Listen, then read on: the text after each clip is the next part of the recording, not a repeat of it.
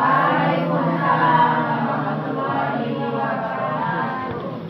Alhamdulillahirrahmanirrahim. Terima kasih Bapak Ibu semuanya yang sudah bersedia berkumpul di sini guna untuk mendengarkan praktik baik. Bahwa sebelumnya yang mengikuti Pasda dan ini masih proses. Kalau belum ada tanda lulusnya Pasdanya sebelum selesai tugasnya, dan ini salah satu tugasnya itu berbagi praktik baik kepada Bapak Ibu semuanya.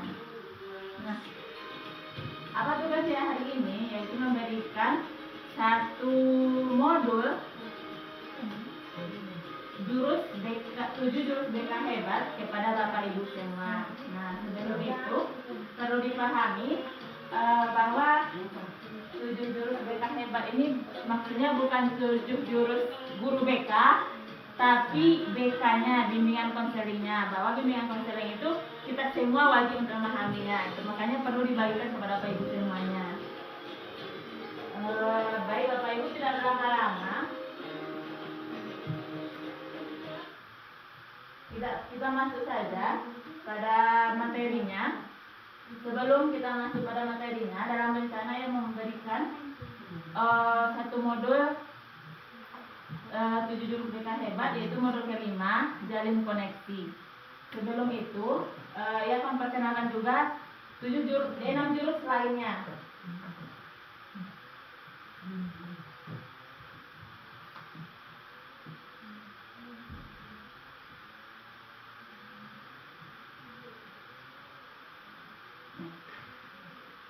Ini adalah jenis jurus BK hebat. Yang pertama, kenali potensi, di mana kita sebagai guru harus mengenali dulu potensi siswa kita. Kemudian kelola emosi. Kelola emosi ini kitanya dalam menghadapi siswa. Kemudian bangun resiliensi. Bangun resiliensi ini maksudnya itu kita mampu menumbuhkan motivasi untuk anak-anak. Kemudian jaga konsistensi, artinya tidak turun naik. Jangan turun naik kemampuan kita untuk mempertahankan dan berfokus kepada siswa. Kemudian jalin koneksi. Jalin koneksi ini artinya kita kepada siswa. Ini nanti yang mau dibahas ya Bapak Ibu. Nanti kita lanjutkan. Kemudian yang bangun kolaborasi, artinya kita bekerja sama dalam membina anak-anak hebat semuanya. Kemudian menata situasi. Menata situasi ini lebih kepada bagaimana kita mengkondisikan lingkungan kita supaya lingkungan tersebut memang kondusif untuk siswa kita yang beragam. Kemudian sebelum kita masuk pada materi, ya mau minta tolong kepada Bapak Ibu semuanya. Kebetulan kita sekarang pas 22, ya. Nah, boleh Bapak Ibu duduk berhadapan.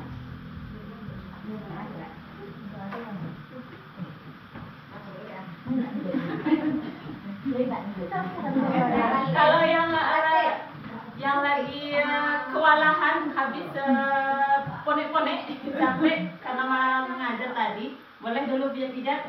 Ayo,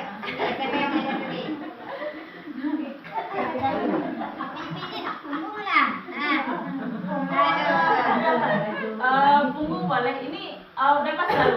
Sebenarnya bukan ini yang perintah sebenarnya.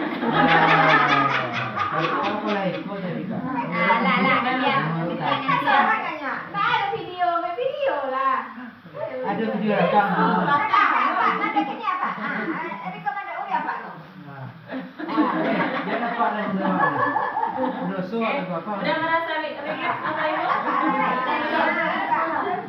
Iya, Bukan potensi diri awaknya lain. Jangan. Di rumah Pak. Merasa lelah dari pagi ya Pak. Bukan dua ya. Nah, berikutnya boleh Bapak Ibu kembali berhadapan. Dan yang ini yang tugas kita sebenarnya yaitu meminta Bapak Ibu semuanya bermain peran dengan berdua temannya tadi. Di mana perannya yang pertama berbicara, menyampaikan isi hatinya kepada temannya yang satu lagi. Sedangkan teman yang satu lagi sibuk sambil menulis.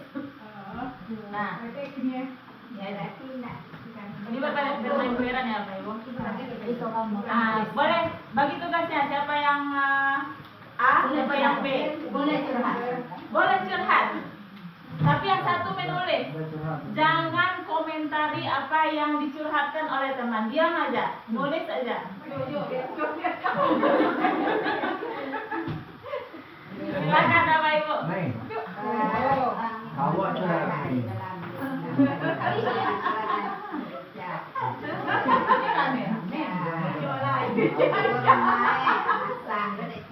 Kata itu udah cakap tak?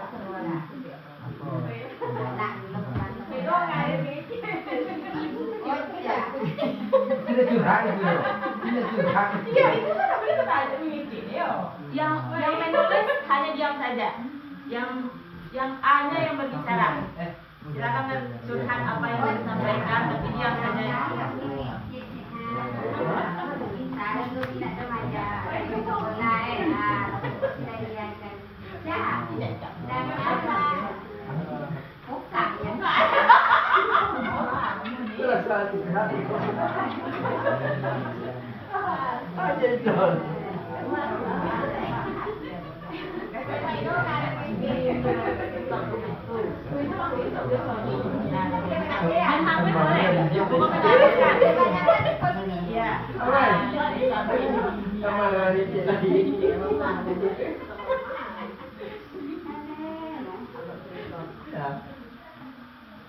Bawa mini ya. Udah. Berikutnya kita ganti peran. Yang peran satu lagi yang berbicara, tapi yang satunya lagi mendengarkan dengan seksama. Tanggapi apa yang disampaikan oleh temannya. Tidak berbicara lagi, fokus. Silakan lihat temannya yang berbicara.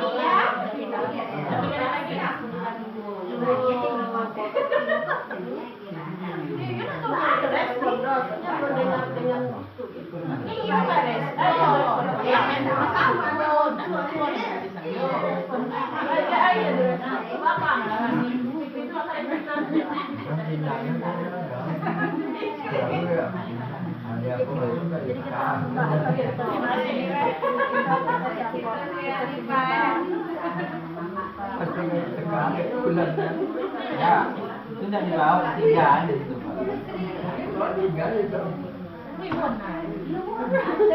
Tidak, tidak. Oke, waktunya habis. Sudah selesai Bapak Ibu? Sudah. Nah, oke, bagaimana rasanya? Belum. Ya Bu. Bagi orang yang mendengar cerita kita sangat senang. Tapi bagi orang yang mencurahkan kita, curhat, orang tidak mempedulikan kita, sedih hati kita rasanya. Sakit hati kita rasanya. Aku dikiranya Sudah otak. mau tahu tak? Wah, pengalaman itu yang diceritakan. Iya. Kamu tidak ditanggapi? Enggak, katanya Sudah otak. itu buat-buat.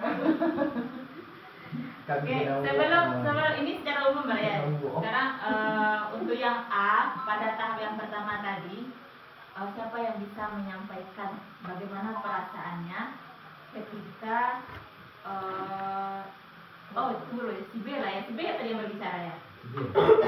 Yang menulis si A, ya. Bagaimana perasaannya ketika kita berbicara ternyata teman sibuk dengan yang lainnya. Saya Bapak Ibu sakitnya di sini. Ada Bapak Ibu yang mau membantu menyampaikan perasaannya? Enggak boleh. Apa yang minta? Ibu Pika, rasa mengecek lagi malu saja. Terima kasih atas kesempatannya ya. Jadi ketika tadi kita bercerita, sedangkan lawan bercerita kita asli dengan kegiatannya sendiri, memang terasa sedih di hati kita. Ya, karena di saat itu kita ingin melakukan sesuatu dan kalau bisa mungkin ditanggapi dan diberikan solusi, tetapi kita tidak mendapatkan itu. Jadi rasa kecewa itu ada. Itu Ibu begitu. Terima kasih Bu Pika. Ada lagi tambahan Bapak Ibu? Sama dengan Bu Pika? Silakan Ibu Irmi. Dengan bercerita sama Bapak ini sebelah tadi, alhamdulillah ditanggapi dengan baik, rasanya plong Bu. Oh ini bagian yang kedua. Iya, Ya. ya. Merasa nyaman kita. Merasa nyaman didengarkan. Iya. Ada lagi tambahan Pak Ibu untuk yang kedua?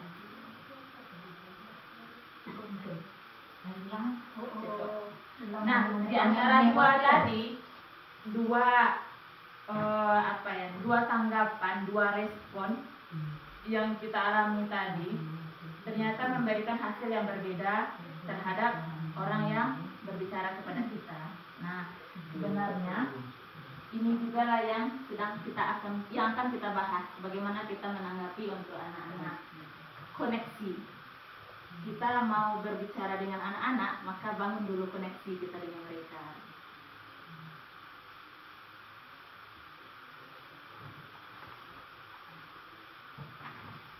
Apa tujuannya?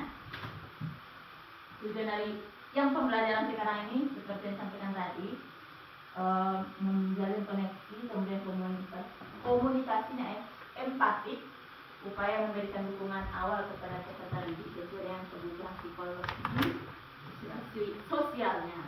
Seperti yang kita ketahui bahwa anak-anak yang datang hari ini ke sekolah, mereka membawa berbagai macam beban dari rumahnya.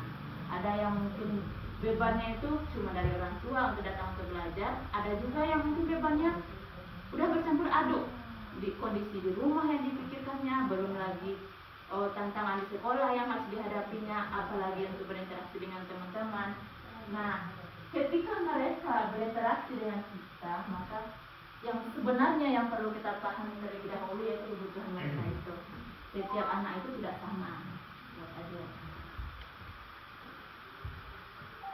Nah, pada poin ini, jalin koneksi ini, kalau untuk guru BK-nya sebenarnya ada 3, tapi kalau yang ketiga itu konseling realita, maka itu khusus guru BK. Kalau yang untuk kita semua, ada 2 yang harus dibahas, yaitu tentang keterampilan mendengar aktif, kemudian koneksi sebelum koreksi.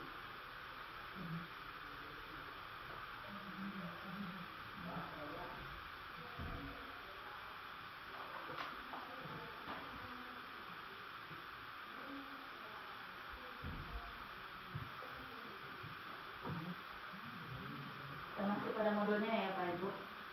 Keterampilan mendengar aktif. Ada tahapan-tahapan keterampilan mendengar aktif ini. Pertama yaitu keterampilan membuka percakapan, kemudian bertanya, merespon, merefleksi, kemudian menyampaikan kesimpulannya. Pertama yaitu keterampilan membuka percakapan. Keterampilan ini termasuk pada keterampilan mendengarkan. Guru mendengarkan murid harus menunjuk atau melihat mereka itu merasa diterima enggak? Yang disampaikannya itu lewat dengan elo-elo. Fokus nggak kita dengan apa yang ingin hendak mereka sampaikan, apakah itu melalui postur tubuhnya atau mungkin mulutnya yang berbicara asal-asalan. Fokus nggak kita dengan itu, atau hanya sekedar iya tuh, atau hanya sekedar respon asal-asalan. Maka ini perlu dipahami terlebih dahulu kita sebagai pendidik. Kalau di sini ada yang diajarkannya percakapan empatik yang singkat menjadi soler. Apa itu soler, Bapak Ibu?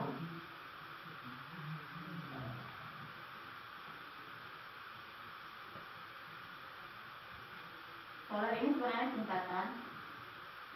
S-nya itu squarely ya. menghadap kepada murid secara langsung, posisi tubuh kita terbuka menunjukkan bahwa guru hadir sepenuhnya kepada murid, menciptakan bahwa kita memang sedang menghadapi mereka. Kemudian open posture, pertahankan posisi tubuh kita, hindari menyilangkan tangan atau kaki. Kemudian condongkan ke arah tubuh kita kepada murid. Kalau kita fokus kepada murid pasti gitu kan. Kalau nggak duduk, posisi kita ketika duduk, kalau berdiri pasti kita mendengarkan. Itu mencondongkan tubuh kita. Kemudian kontak mata. Kemudian relaksi. Tampil rileks dan alami, tidak terpaksa kita mendengarkan anak-anak. Nah, ketika kelima ini sudah mampu kita aplikasikan, sudah kita tanamkan, itu yakinlah Bapak Ibu, anak-anak kita pasti akan serius untuk berbicara kepada kita. Nah, kemudian apa lagi rumusnya? Ada namanya, istilahnya itu dengarjang. Dengarjang ini tidak ada di modul ini ya Bapak Ibu. Dengarjang itu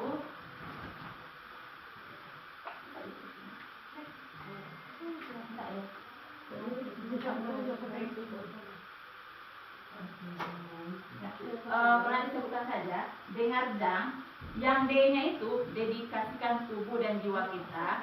Kemudian yang E, ekspresi kita perlihatkan. Kemudian netralkan posisi tubuh kita. Gangguan-gangguan yang ada hilangkan dulu, fokus kita ke sana. Kemudian amati isi percakapan, baru kemudian respon. Jangan kita langsung merespon. Kemudian jang itu artinya jangan dipotong kalau langsung merespon tadi ya Pak Ibu. Inilah untuk kita mendengar aktif.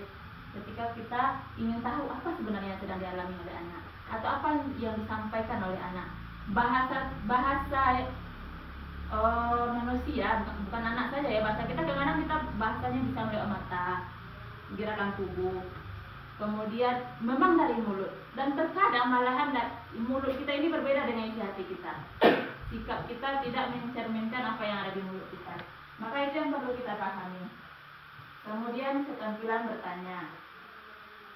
Keberhasilan proses komunikasi yang empatik sangat bergantung pada kualitas pertanyaan guru, karena pertanyaan yang efektif menggali perspektif murid, mengungkap akar permasalahan, memicu refleksi diri dan mendorong eksplorasi solusi dari dalam diri murid itu sendiri. Kalau pertanyaan awak salah, contohnya kita bertanya dengan pertanyaan tertutup. Awalnya dia hendak berbicara, kita sampaikan pertanyaan tertutup, maka habislah yang hendak disampaikan anak. Tidak ada yang mau disampaikan.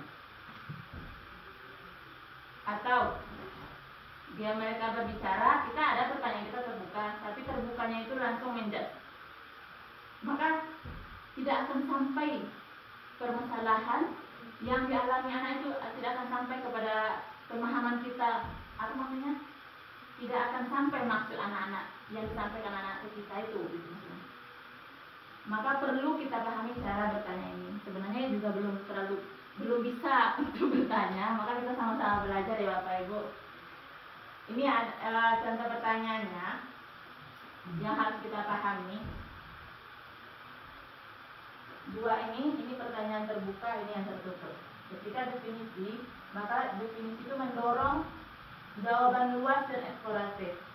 Kalau dia tertutup, jawaban spesifik ya atau tidak saja. Kemudian kalau menggali tujuannya, mendalami perasaan kembali atau mendalami perasaan siswa kita. Kemudian kalau yang tertutupnya konfirmasi atau penegasan. Kalau contohnya bisa membuat merasakan apa yang membuat merasakan seperti itu. Nah, ini pertanyaan terbuka. Mendorong ekspresi dan refleksi, itu untuk kelebihannya, kekurangannya membuat konseli bingung dan lebih lama berpikirnya, manggil inuannya. kalau yang terbuka. Apa gunanya ketika kekurangan ini? Kalau kita bertanya langsung to the point, kadang-kadang anak-anak tidak mampu, tidak mau untuk merefleksi dirinya sendiri. Mereka langsung ya, oh berarti awak ada biakuan ada itu. Pokoknya awak benar.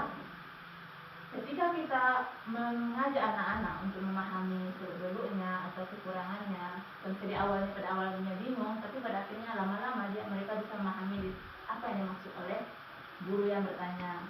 Kemudian penggunaan ideal untuk membangun hubungan dan kepercayaan.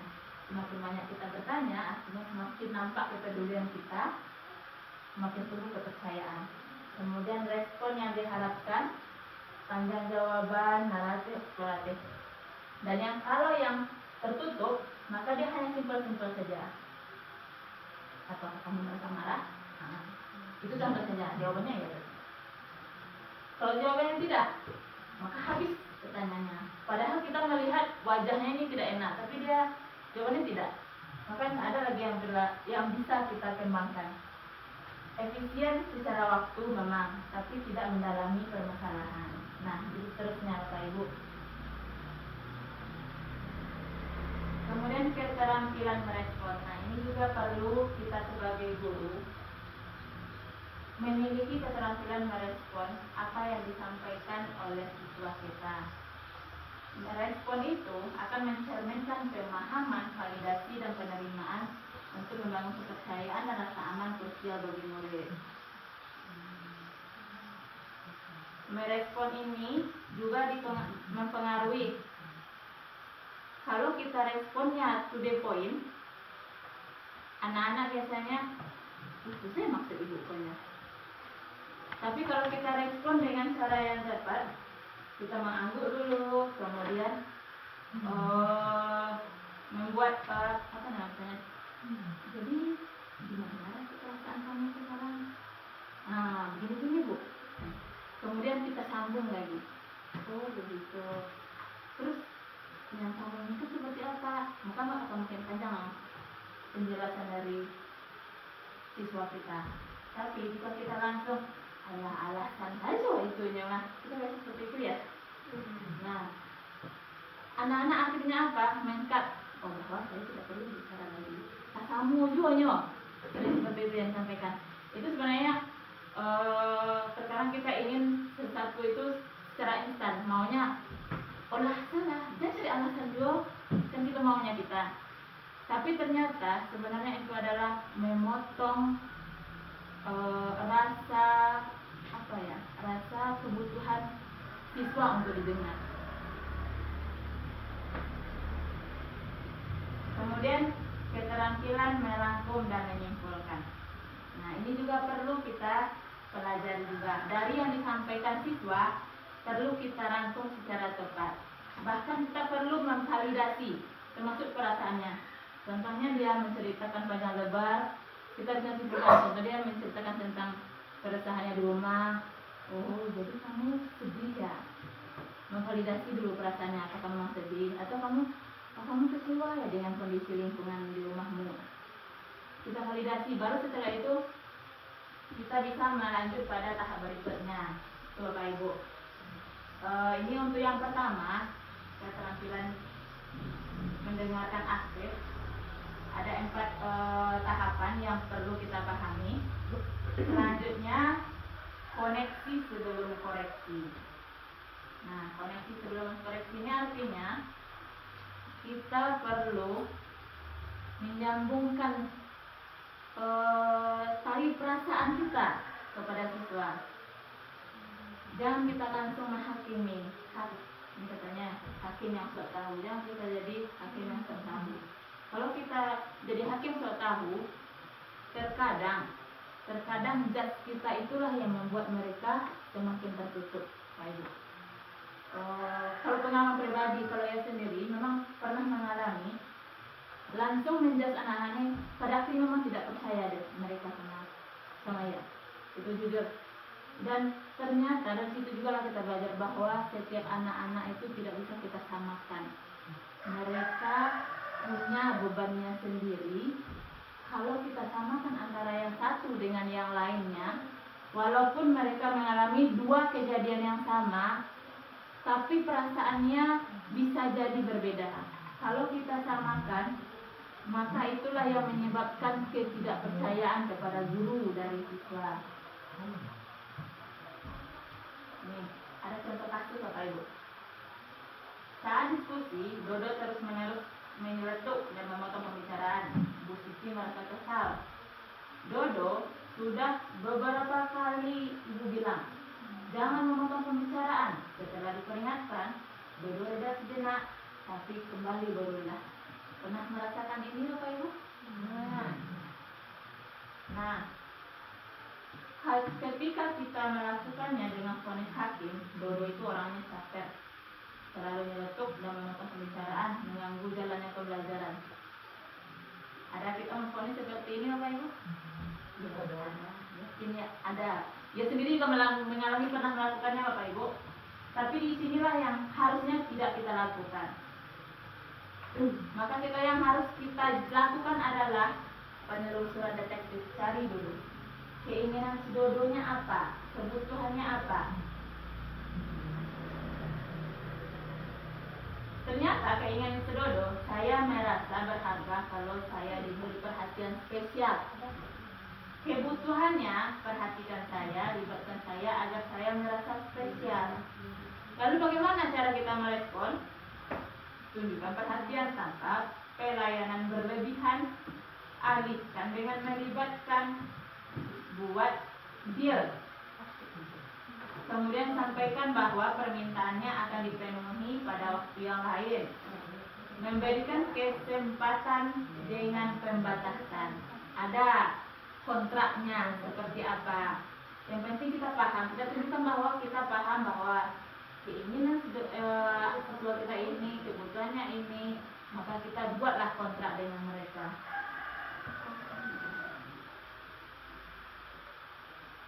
Ini contoh responnya apa Ibu? Bagaimana kalau kita bikin deal, kamu bereskan tugasmu, Ibu akan main menemanimu pas jam istirahat. Atau ya ide itu bagus sekali. Gimana kalau kita masukkan dalam list agenda terus nanti. Ini contoh-contohnya ya. Ada beberapa contohnya.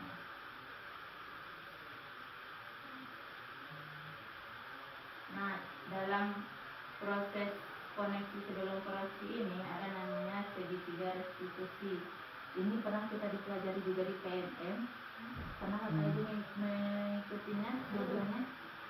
Segitiga restitusi ini ada 3 tahapan yang perlu kita pahami dalam menyelesaikan permasalahan siswa. Pertama, menstabilkan identitasnya, kemudian validasi tindakan yang salah, yang ketiga menanyakan keyakinannya. Menstabilkan identitas itu artinya kita menerima bahwa itu memang wajar itu salah.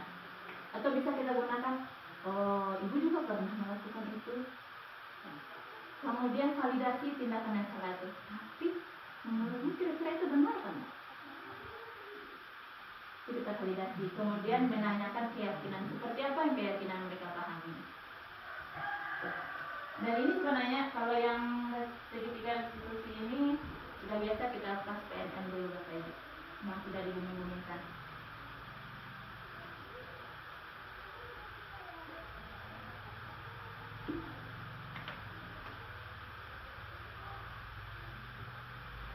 Ini contoh segitiga restitusinya yang antara guru dan murid yang sering terlambat. Murid kita sering terlambat ya Bapak Ibu.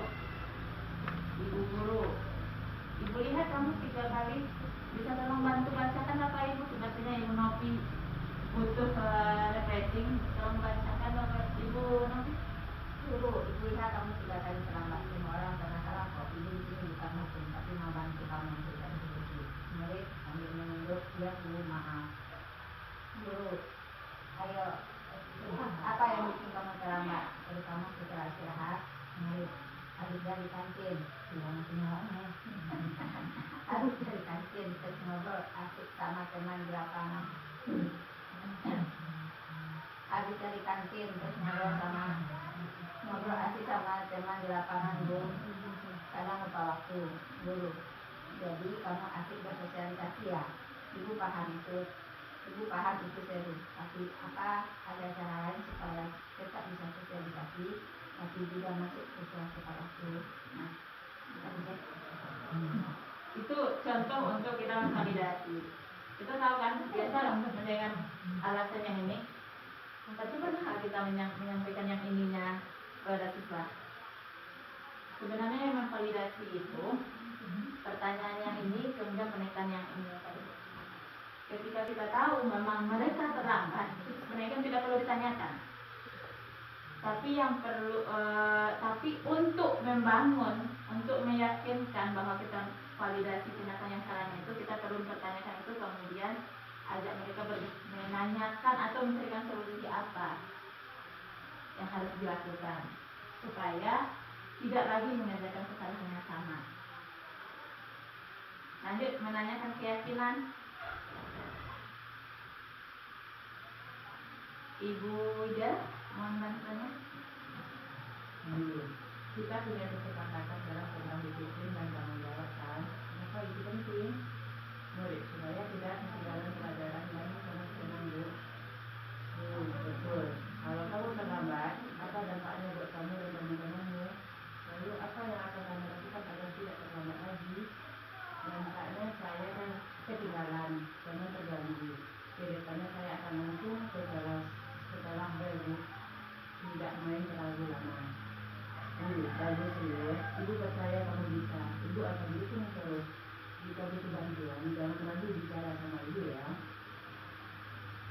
Ini untuk menanyakan keyakinan yang kita seperti apa yang mereka pahami dengan kesalahan yang mereka lakukan. Ini contohnya ya baik. Selanjutnya model mengelola masalah dan mengembangkan peluang positifnya. Model ini merupakan peningkatan pemecahan masalah yang bersifat kolaboratif dan berfokus pada solusi. Maksudnya ini adalah kita bekerja sama, guru bidang studi, contohnya guru matematika bekerja sama dengan guru BK, dan bersama dengan guru BK, itu sama dengan yang sampai sama Pak yang dulu ya Bapak Ibu. Ya. Nah, itu termasuk salah satu contoh menerapkan prinsip segitiga retribusi. Mengeksplorasi masalahnya, kemudian membayangkan masa depan yang diinginkan. Ini ke siswanya ya Bapak Ibu. Dia menerapkan segitiga restitusi, kemudian guru yang berdiskusi, berkolaborasi, kemudian mereka bekerja sama untuk mengeksplorasi masalahnya, kemudian membayangkan masa depan yang diinginkan, apa keinginan yang mereka harapkan di masa depan, kemudian merancang langkah menuju tujuan. Nah, untuk anak-anak kita ini sebenarnya tidak bisa hanya satu guru saja mengerjakan ini, tidak bisa Pak Ibu. Butuh kerjasama kita semua agar anak-anak kita konsisten, agar anak-anak kita merasa, ternyata perlakuan guru ini sama loh, tidak memilih-milih guru ini enak, guru ini enggak. Jadi perlu kita samakan pemahaman kita bagaimana kita memberikan kepercayaan kepada siswa.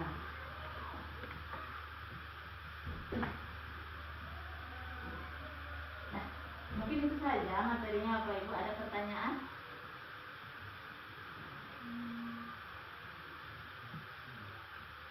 budaya. Ibu mau nanya, tadi ada yang pertama tadi menggunakan aktif. Iya. Ya. Nah, kadang kita sedang berbicara dengan teman. Dia manusia lo gawat itu lagu nanti bahasa bawa. Maka kita respon dia dengan jawaban singkat yang jelas. Udah. Bicara sama teman. Sudah kita begitukan. Perlu berulang kali. Perlu berulang kali. Jadi kadang-kadang di sana timbul esnya. Jadi emosi ya. Kadang-kadang di situ lah Bu yang dialami, terutama dengan Rifki satu.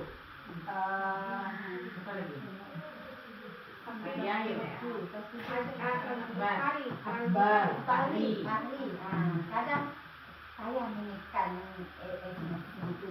Nah, sebenarnya itu apa Ibu? Kalau modul ini sebenarnya untuk kita semua, memang ada modul yang kedua itu kelola emosi. Jadi ketika ada permasalahan yang kita hadapi seperti tadi, memang kita tetap juga harus untuk sabar, harus berat bisa mengelola emosi. Jalan keluarnya cuma ya sabar. Kelola emosi. Jalan keluarnya tanggapi sih. Ya, guru itu memang harus sabar ya. Ya begitu Bu. Tapi ya ketika kita memberikan pernyataan yang salah lagi dalam menanggapi tadi, itu akan berakibat fatal lagi. Lebih baik kita menyampaikan bahwa sabar atau tunggu dulu. Tetap kita sampaikan bahwa tunggu dulu.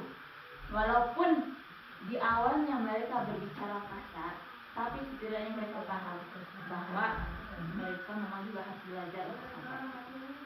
Tapi kalau kita ikut memarahi mereka, kok tak bisa untuk sobare ya, awak itu mereka rumah.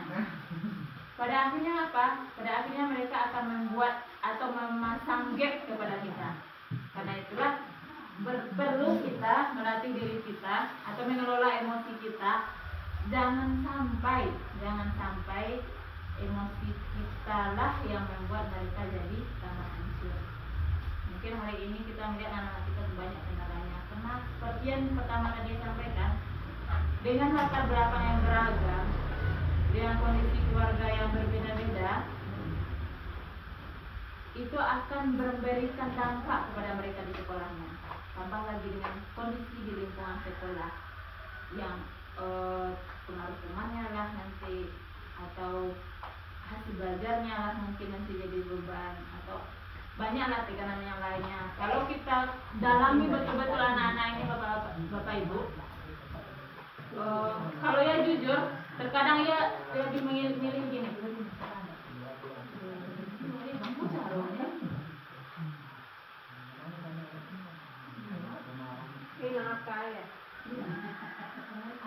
Kenapa? Karena terkadang kita paham dengan kondisinya, cuma kita nggak tahu mau buat apa lagi ya Pak Ibu.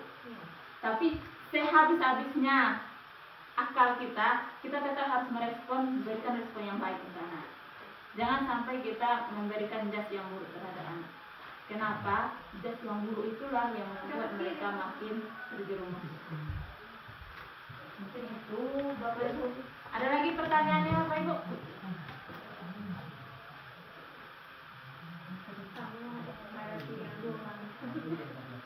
Kalau tidak ada, kita lanjut. Kita tahu dia tidak berbohong. Maknanya kan dia seperti itu. Karena itu begitu kan. Itu juga namanya tuh ditanya yo ini kenyala berbohong aman itu cuma ada awak itu kalau amannya tuh aja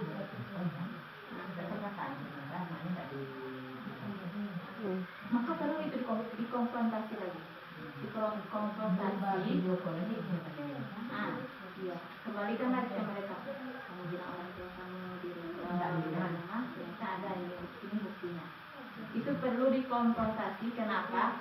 Karena semakin kita membiarkan anak-anak berbohong, itu akan menjadi semakin kebiasaan bagi mereka. Tapi kalau jangan biarkan ini berlarut dengan kebohongannya. Kalau awak tahu salah, maka kita konfrontasi langsung. Jangan sampai dibawa lalu guru. Tunjukkan juga bahwa kita punya power sebagai guru, bahwa kita peduli untuk mereka. Kalau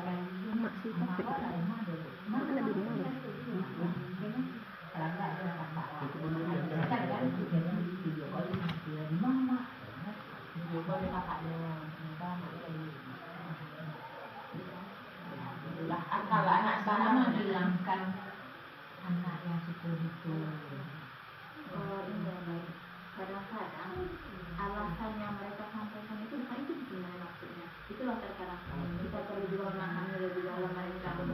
Mungkin mereka berbohong mengenai orang tuanya, tapi bisa jadi, ini bisa jadi, belum pasti juga bisa jadi mereka sedang ingin kita memperhatikannya, ingin terus ditanya, ingin terus diperhatikan, ingin terus didekati. Jadi mereka itu yang mereka inginkan dari kita. Makanya mereka mencari dalih-dalih atau berbagai macam cara agar kita tidak berhenti untuk bertanya atau kita tidak berhenti untuk berinteraksi dengan mereka. Bisa jadi seperti itu. Makanya dalam memahami anak-anak ini kadang-kadang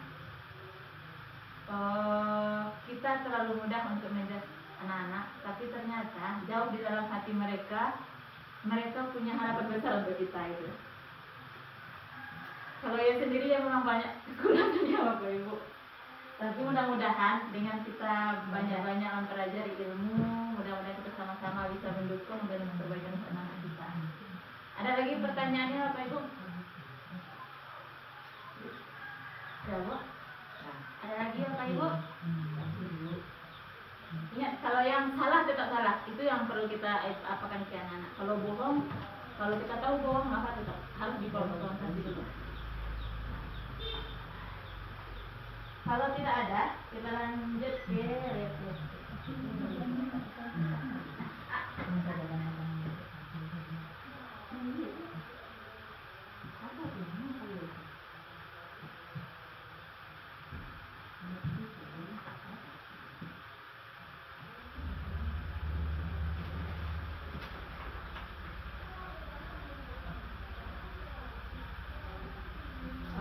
Ini refleksi kecil-kecilan ya Bapak Ibu. Tidak perlu Bapak Ibu tuliskan nama Bapak Ibu, cukup sampaikan saja perasaannya, kemudian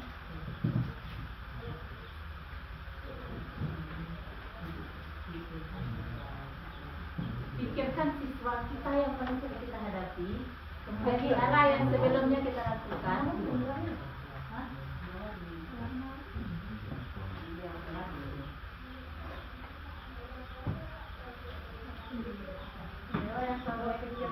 Halo. Alasannya apa dan apa yang sebelumnya sudah dilakukan dan sekarang yang terbutuhkan kira-kira apa lagi yang bisa kita lakukan?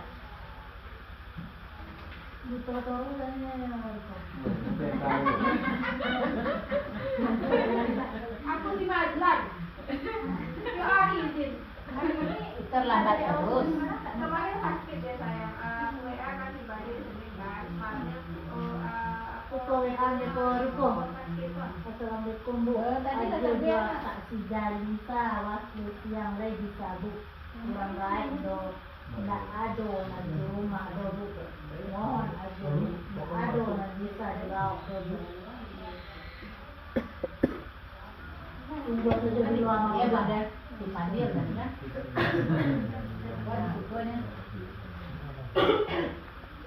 Kan minta izin ya katanya. Boleh. Kalau hari ini kita anggap semua siswa di sini, semua siswa di sekolah kita ini adalah siswa kita, tidak harus yang dalam kelas kita sendiri.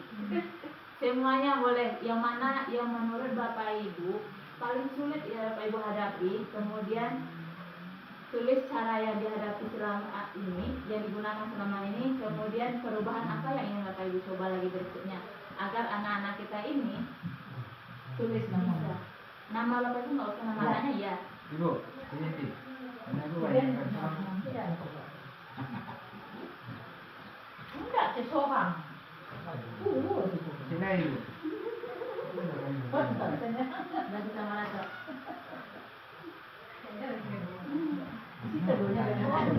Ya, ada. Kita hanya ambil Itu pertanyaan apa? Gimana pasang kulit?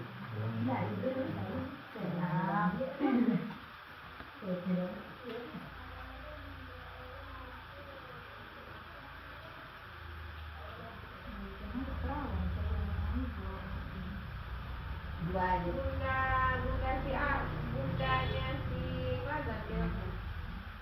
Hari kemarin. Tadi Bu, gue ambil azan mau izin karena sakit. Enggak sengaja.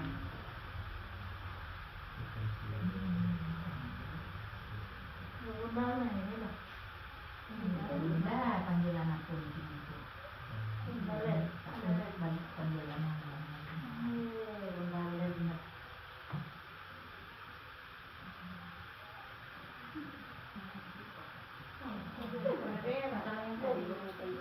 Iya.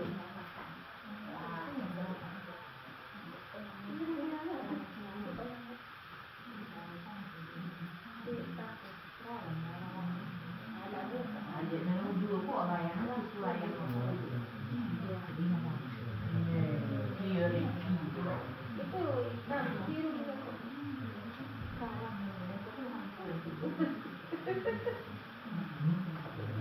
Gue nama siswanya tuh ya? Iya, gua nama.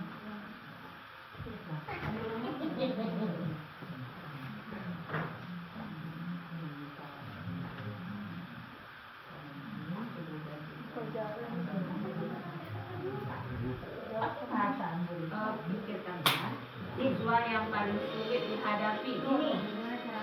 Nah, bagaimana cara menghadapinya selama ini, kemudian apa perubahan yang ingin dilakukan?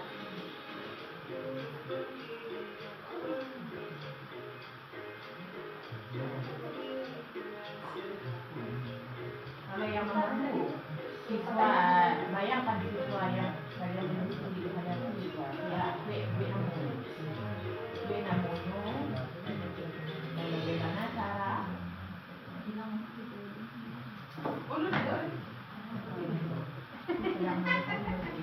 refleksi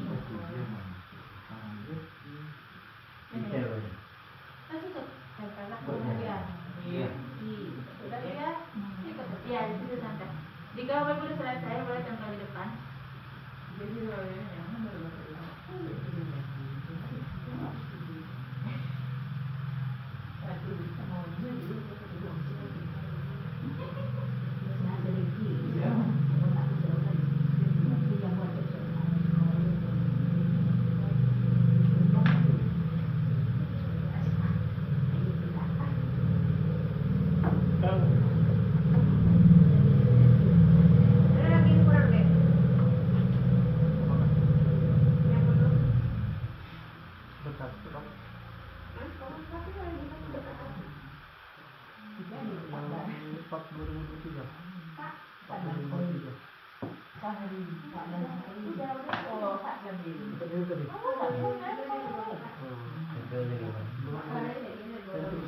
Amun, lumayan bungkus tobat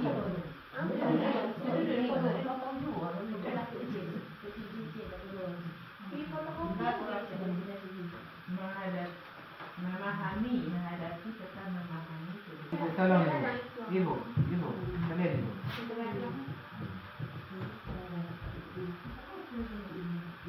Nanti kita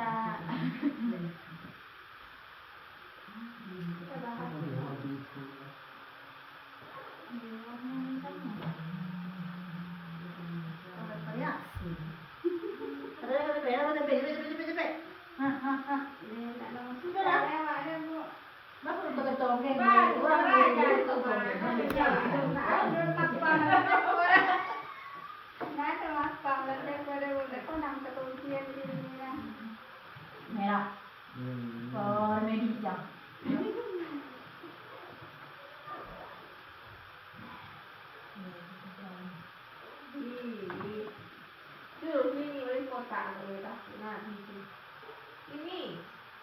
Lolo dia. apa yang mau diatur ke YouTube nanti.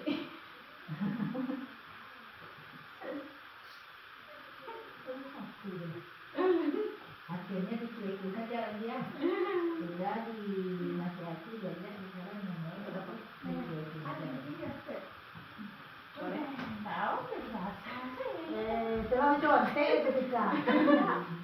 Bisa tuh lewat. Terlalu contek kontak. Ada nggak ada buku tentang. Nggak ada.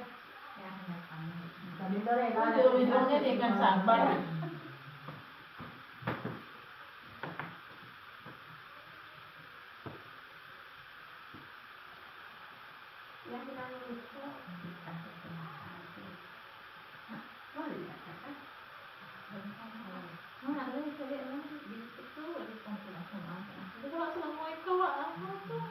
Malu aku jawaban semua enggak ada.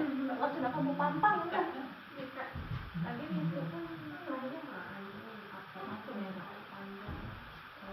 Ya ada baju yang warna pink nggak ada ya? Nah itu untuk mana? bawa kaki.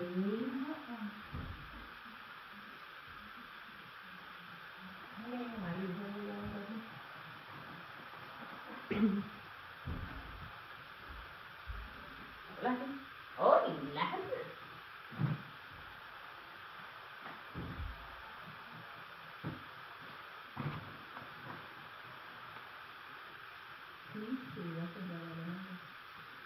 Terus.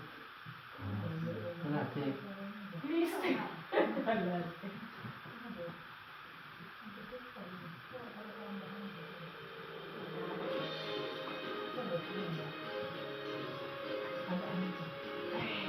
Oh, yang soda tuh biasa berbobot. Dah. Tapi kan kau ada itu. Tak nyambut. Ini nyambung. Ih, panjang lah.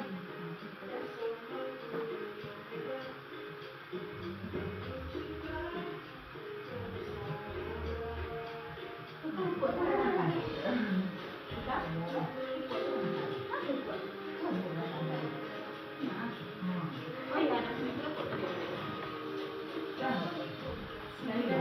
Saya semuanya Pak Ibu. Nah, untuk berpikir waktu, yang dalam perwakilan dari masing-masing kelompok saja. Kelompok satu, kelompok dua. Kelompok satu boleh ambil pilih salah satu tempelan yang di sana yang akan dibacakan. Nanti setelah kelompok satu membacakan, kita bahas sama-sama. Kemudian lanjut ke kelompok dua. Ayo, kelompok satu dulu. Siapa yang bisa mau mewakili di sana? Kau membaca tadi? Ya. Riko. Takut diambil. Jadi macam tu jawabnya. Boleh sembarangan? Boleh terserah.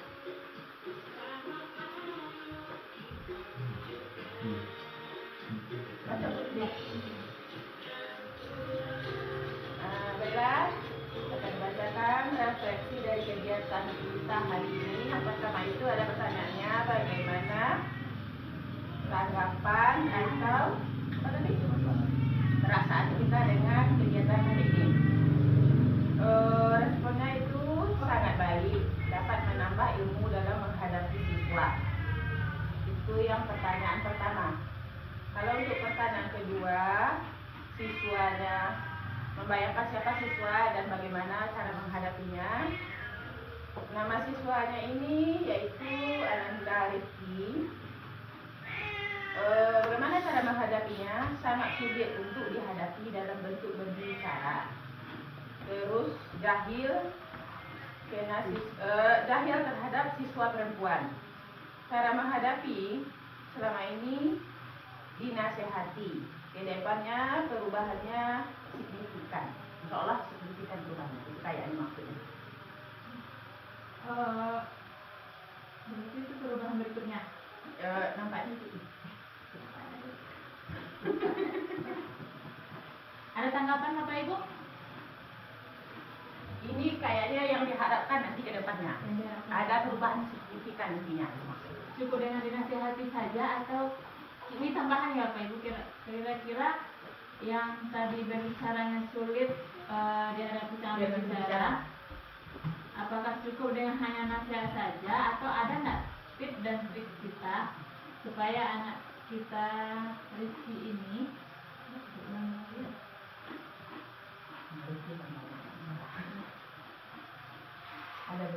Ada perubahannya yang lebih Yang baik. ini. Iya.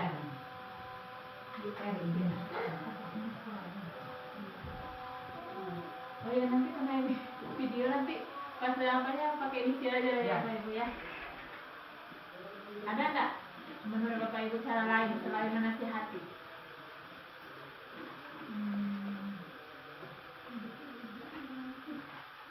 Pendekatan.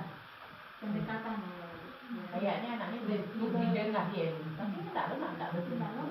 Ibu nggak masuk ini nak.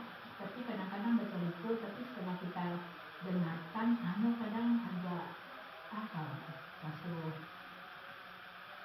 Hargai. Ada tangan ya Pak. Nah itu nak kalau ini kan, tapi ternyata besoknya lah.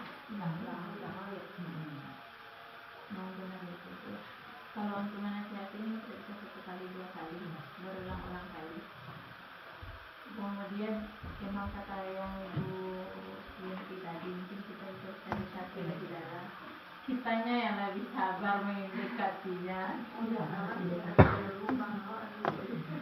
Oke, ada lagi tambahannya Bapak Ibu selain didekat, dinasihati, didekati, cukup? Cukup. Lanjut ke kelompok 2, perwakilan kelompok 2, silakan ambil kertas, satu kertas saja yang mau dibacakan. Cuma membacakan saja, pilih saja. Kalau awal tu nak.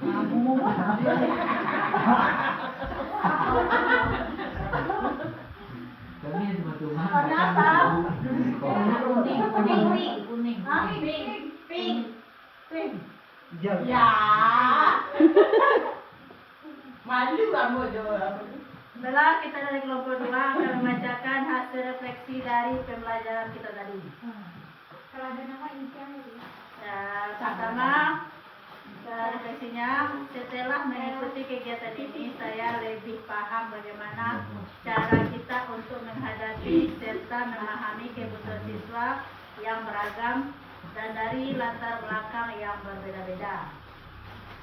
Yang kedua, R, cara untuk menghadapinya yaitu dengan bertanya apa yang sedang dia rasakan, dan ketika anak menyampaikan perasaannya, kita mendengarkan keluh kesahnya dengan sabar serta memberi respon dengan baik.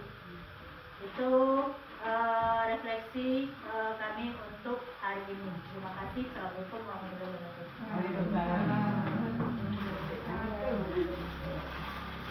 Ada tanggapan Bapak Ibu? Tidak? Oke. Ya, alhamdulillah. Itu tadi refleksi kita tentang kegiatan, juga harapan kita ke depannya ketika kita menghadapi siswa kita.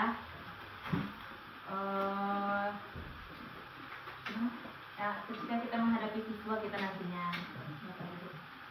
Yang jelas intinya kita sebagai guru memanglah harus lebih ekstra dan ekstra.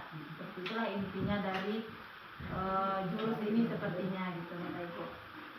Ekstra sabar, ekstra menggali, pokoknya serba ekstra. Berarti seperti itu agar maksimal perkembangan anak kita ke depannya. Nah, mungkin itu saja dari saya. Terima kasih Bapak Ibu semuanya yang sudah berkenan mendengarkan praktik baik hari ini. Mudah-mudahan ada manfaatnya bagi kita semua. Saya sebagai pembicaranya mohon maaf. Assalamualaikum warahmatullahi wabarakatuh. Waalaikumsalam.